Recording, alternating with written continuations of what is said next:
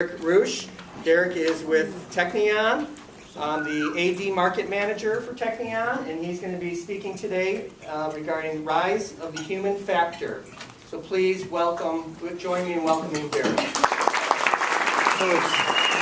Thank you. It's changed just a little bit.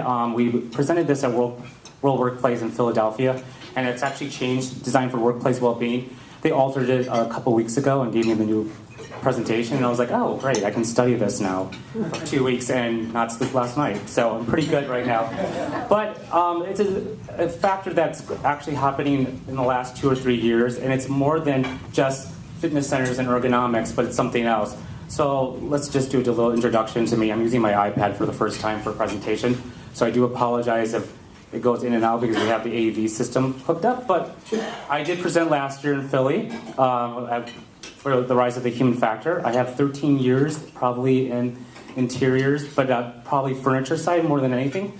But this is dear to my heart because I actually got my master's at American University in dance. Yes, you heard that, dance. And basically, I studied the human body, anatomy, and then physical therapy and nutrition. And then all of a sudden I got into the furniture world and I was like, ergonomics, well that's kind of cool. I can put these two together.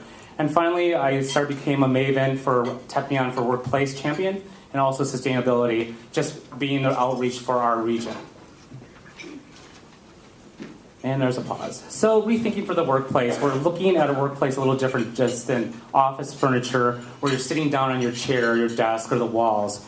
But we're looking at other things that are key factors, probably for facility managers right now, that are probably being touched by design firms. And that is technology. Technology has changed so much in the last 10 years. If you've thought about it and how we worked, 10 years ago, I remember faxing stuff, and that was my first way of communication. Do you remember that? Before the emails, you would fax. And now, look at technology. We're looking at our phones every 7 seconds to see what's going on. Do you guys see that? Yeah.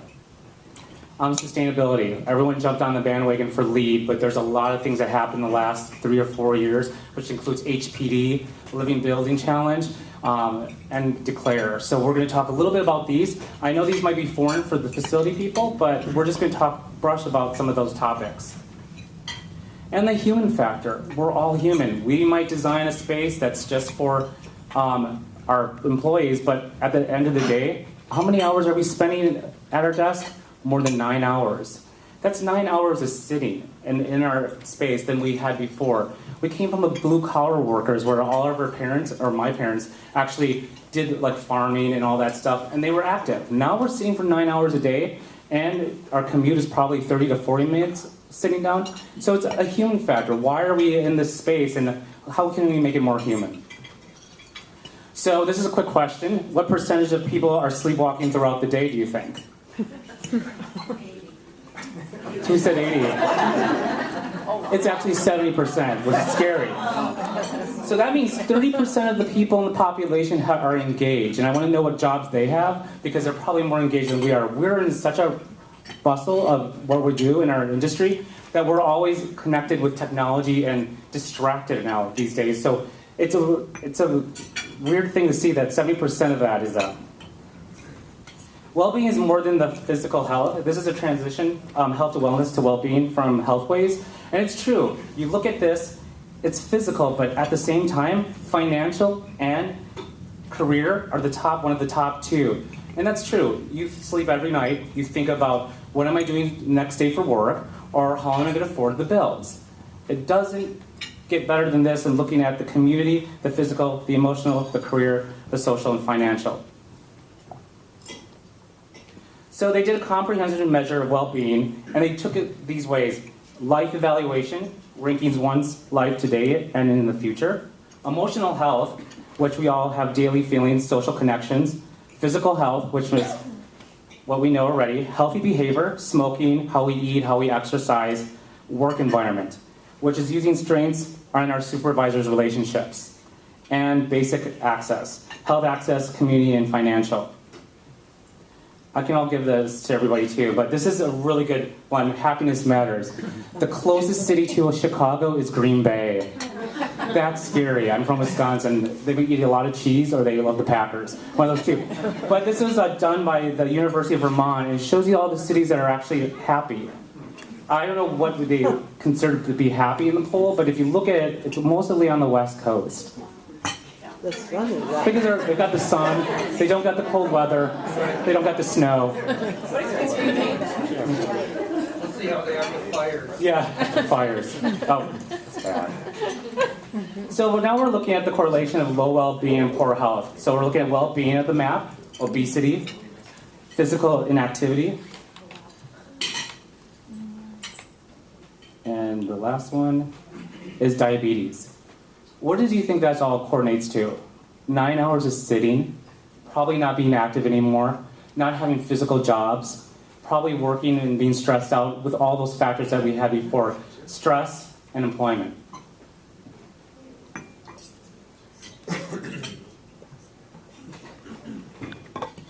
So this is a little scary. In 1985, CDC started doing obesity trends. And if you thought about 1985, that was probably, I have to do the math, 14 years ago? No, that's not right. It's more than that. I know I was a teenager still, so that's, but in 1985, our parents weren't using computers and they weren't using phones and they weren't access to technology. So when we look at this trend, you see the overweight, and we're gonna go throughout the years now, and this is what gets depressing. 1986, you see some of the states getting blue, but it's only 10 to 14%. 1987.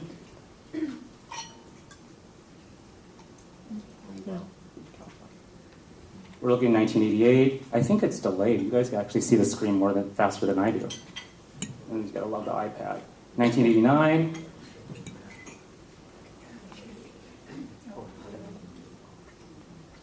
It's getting scary. And we're only at 1990. Or you guys are at, yeah, 1990.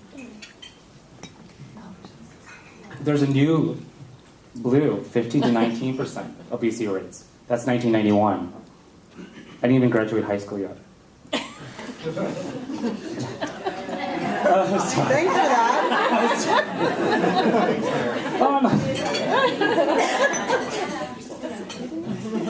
There we go. The evaluation, who said that? So we're looking at 1994, we're getting closer, but the shades are getting darker and darker. I do apologize, this iPad is a little delayed. But look at that, 15 to 19% from 1995.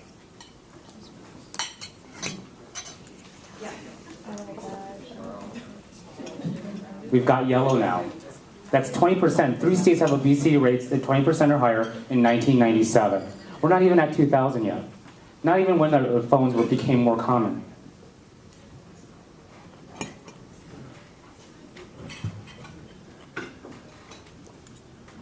Wow. Yep. It's getting scary. We're at 20%, and that's 1999. 2000. Only Colorado, no, that's not Colorado. Is that Colorado? Colorado is the only state that has, you can tell I passed in geography. It's the only state. Now we're in 2001, and Mississippi is the first state that has 25% plus. And we're only at 2001.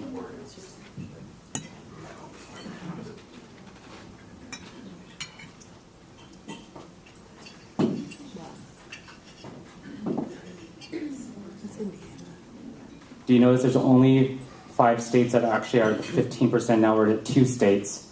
And now we have a new level again coming up.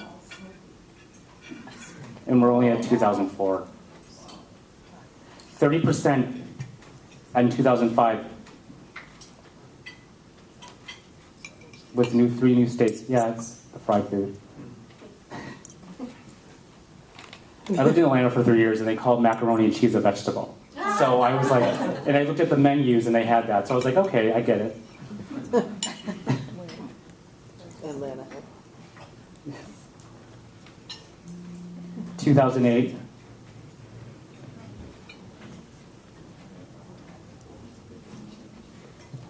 And 2009, only Colorado has a rate below 20%. Wow. There goes Colorado. In 2010, obesity was categorized as a disease then. And you know that the first 4 factors are gone. Dinner, our lunch. So we're solving the real problem. And so far with spending money is 88% for US healthcare, but it's access to care. You're not looking to prevent it, we're looking to afterwards. So if you look at the other 8% and 4%, we take that, we're really looking at health behaviors that we should be spending money on 50% and the environment at 20% to help change that. Be proactive and not actually do it afterwards. So solving the real problem would be really focusing on 20% of our environment and 50% of our health behaviors. Mayor Bloomberg in New York City, Health Department, City Planning Department, designers and planners, and AIA did this thing called Active Design Guidelines that actually promoted physical activity and health in design.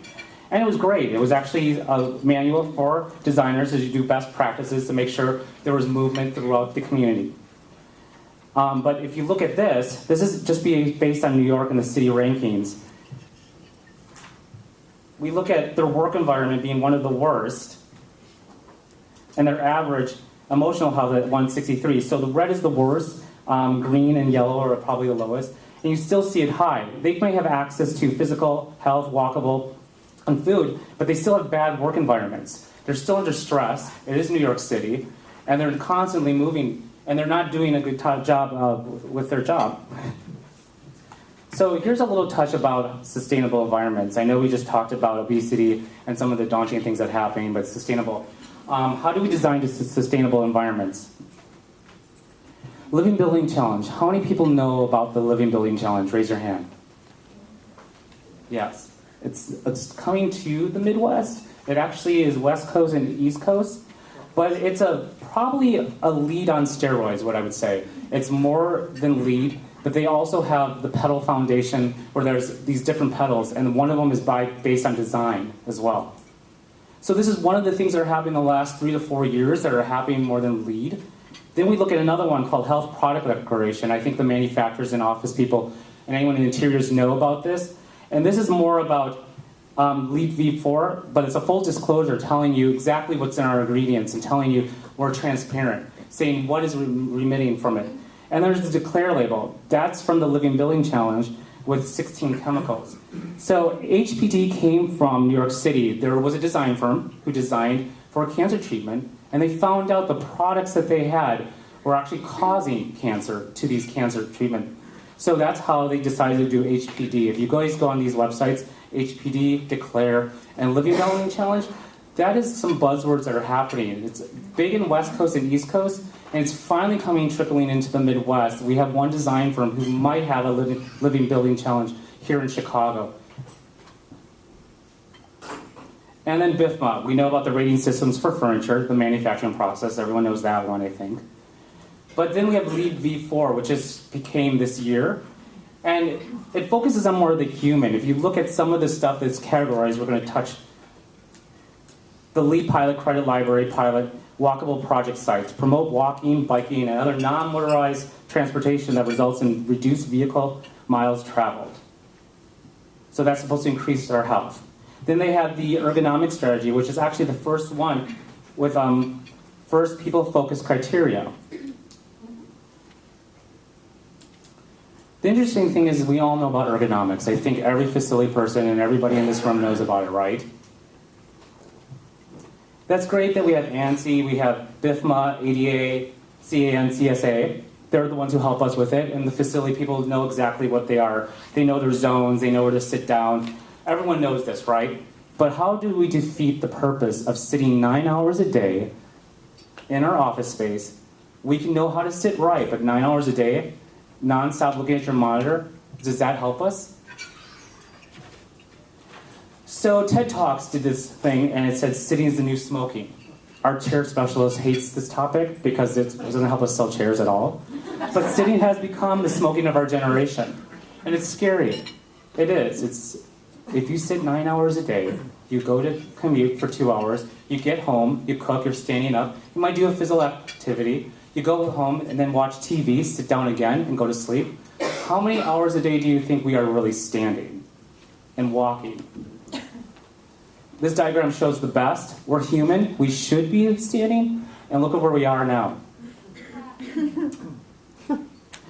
It talks about working out too. We can work out for an hour a day, but if we're sitting for 9 hours, it doesn't justify why we're working out. You're giving your body a shock for that 1 hour workout. Then you're going to the office and you're sitting down again. How does that help us? So the social stigma of work. This is a common photo of how we used to work. But technology is moving faster and it's more mobile. So when we look at sitting as the new smoking, we look at what things happen when we sit down. You look at your head, blood clots. You look at your neck, your lungs, your heart, your arms, our stomach. That's just based on stress and sitting down. And then our legs. We always lose the feeling of our legs, usually when you sit down for a while. It's probably not you're sitting right, but at the same time, you're sitting 9 hours. That doesn't help.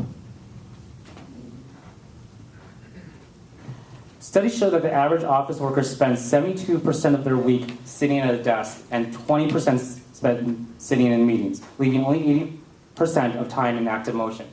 So after 2 hours of sitting, the harmful effects of sitting cannot be reversed by the positive impacts of our exercise. It's scary, yeah. So I think all of the office manufacturers are coming up to this new buzzword, and everyone knows about it, is sit and stand, making employees, and I think a lot of the facility managers have heard it already. I need to sit and stand. It's becoming scary because in the West Coast, it's becoming a legal action too. Employees are suing their employer about, hey, I've got this cause, I've got diabetes, and I'm not sitting and standing, you need to do this. This is a doctor's note. It's finally trickling to the Midwest. I've heard it so many times, and I think all of us in the manufacturing side has heard it, sit and stand. But it helps us. It's work empowerment, changes the work posture throughout the day. Standing conversations are meeting, your body's built to move, and you're burning more calories.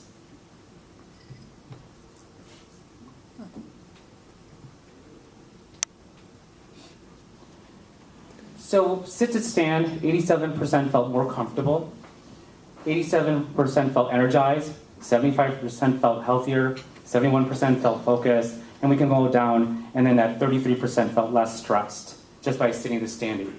But that's not the only problem too. I think not only can you have that, we have solutions. There's that craze. We've got these articles coming up. We've got a guy who's got a bicycle paired to his desk saying, oh, this is going to work. But you know what? We can do this too. We can run, but we're not hamsters. And in 9 hours, I don't want to be sitting next to somebody who's doing that and smelling them. So that's great too and dandy, but we have to be polite to where we're working in our environment. We can have these great contraptions and great things of solutions, but we have to do something else besides sitting down for 9 hours. So this is the ergonomics again. I'm not going to go into detail, but everyone knows there are different primary zones. And basically it's designed in sync with natural movements. So remember WALL-E? The direction we're heading for. So we talk about 9 hours of sitting, and then we look at the humans in WALL-E, and you see them in this pod. Then I'm going into Sky Mall, and I see the same image that helps you do your muscles. It actually relax them. But that's great and dandy, but maybe we should not be in this contraption and spend like close to $8,000 and actually do something about it and be more active. I mean, who's going to actually spend $8,000 for something like that? So what direction are we heading? We need to get out of our workplace again, and it's more about looking at the work environment and actually moving around again. Not in our workplace, having to sit and stand is a perfect solution, but maybe looking at the floor plate.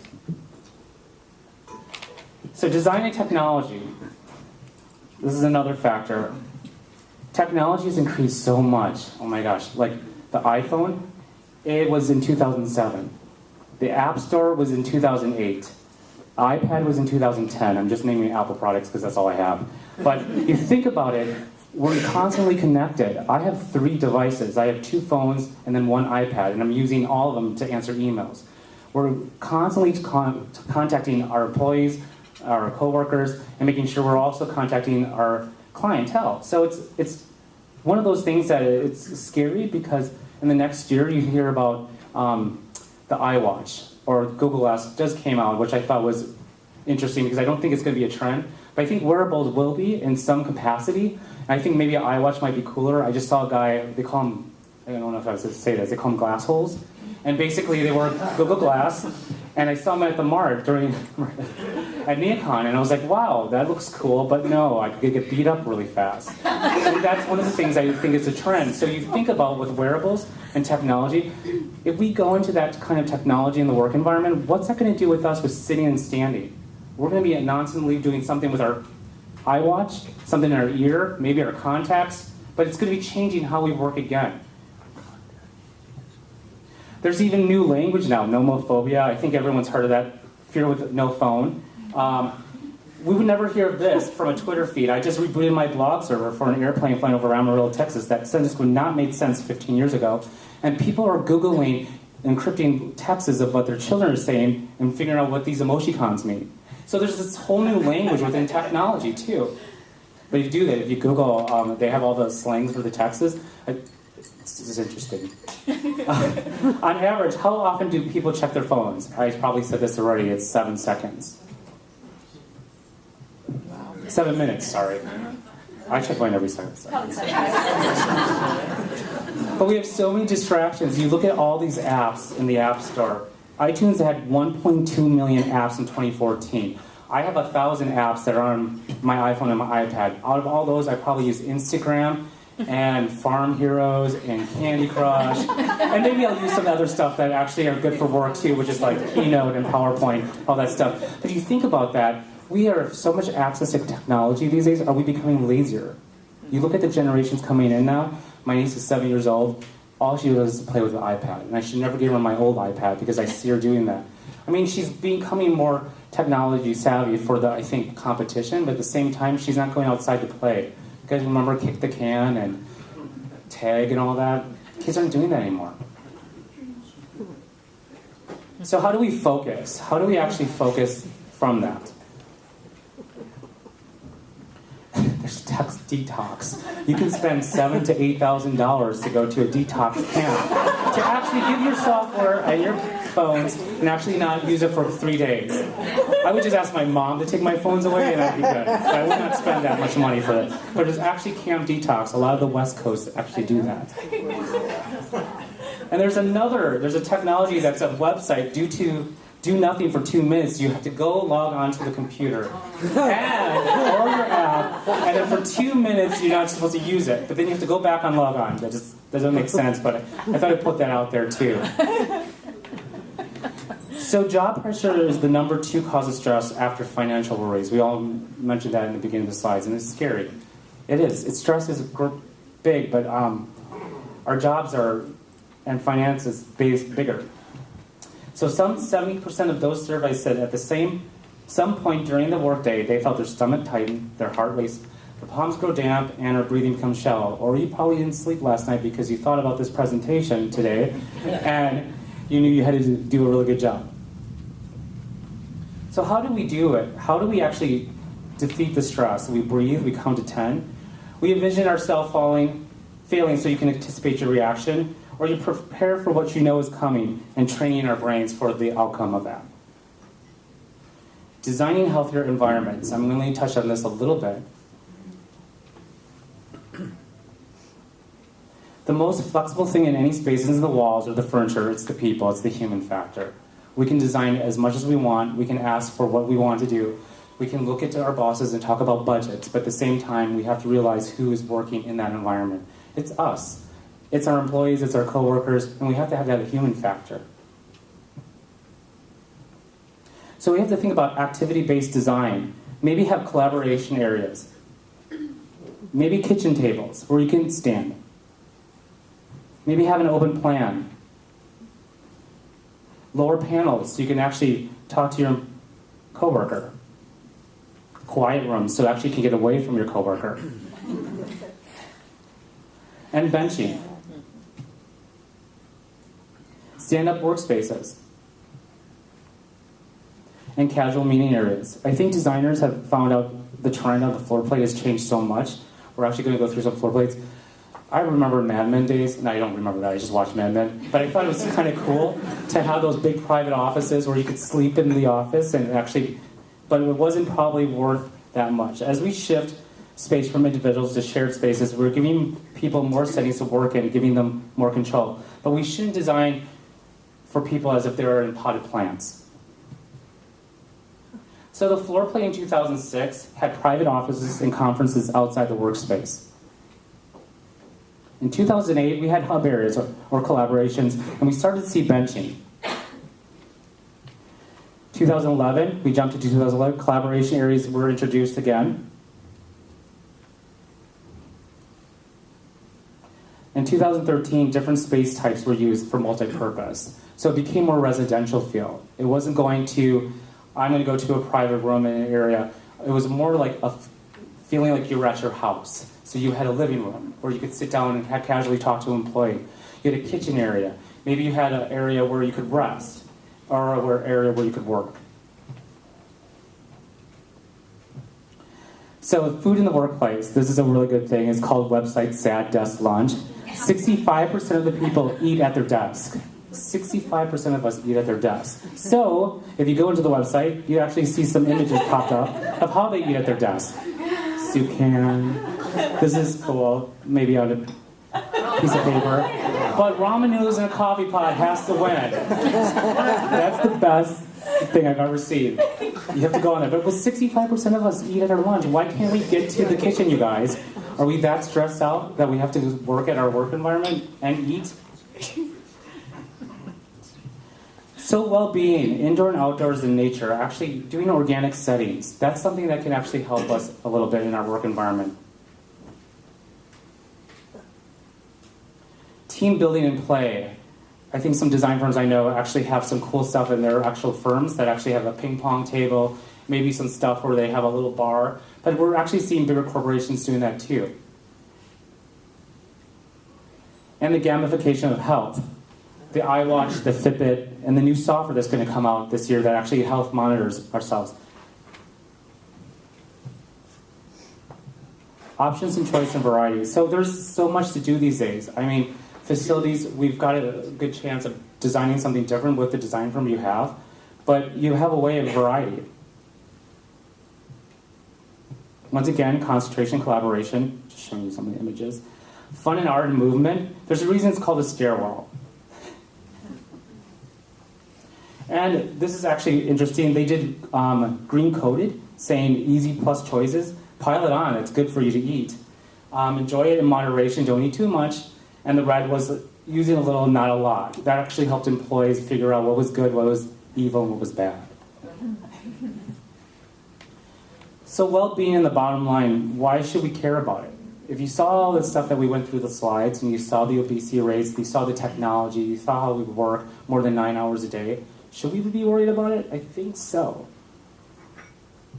So this is just a study. It shows about a lead office building and basically how they did the pre-move and post-move. And it gives you that they actually miss less work and put in almost 39 hours more per person annually beforehand. And then afterhand, they actually benefit from the stress. Not benefit. And then Caterpillar was actually done a chart too, which shows the well-being score and overall productivity with probably lead building. And then challenges, convention, wisdom, and what spurs productivity. This just shows you a little study about how we can actually help with it. So improve well-being, reduce total medical costs, increase performance, and increase total economic value. Those are the things that in 2010, Harvard University research analysts found that for every dollar invested in health and wellness, initiatives, companies save $3.27 million in employee medical costs. Oh, sorry, $3.27 in employee medical costs, and costs dropped to $2.73. So fitness is not a destination, it's a way of life and work. You can actually design these or have these in your area. The rest areas, the quiet zones, the play areas, the stand-up workstations, and so on.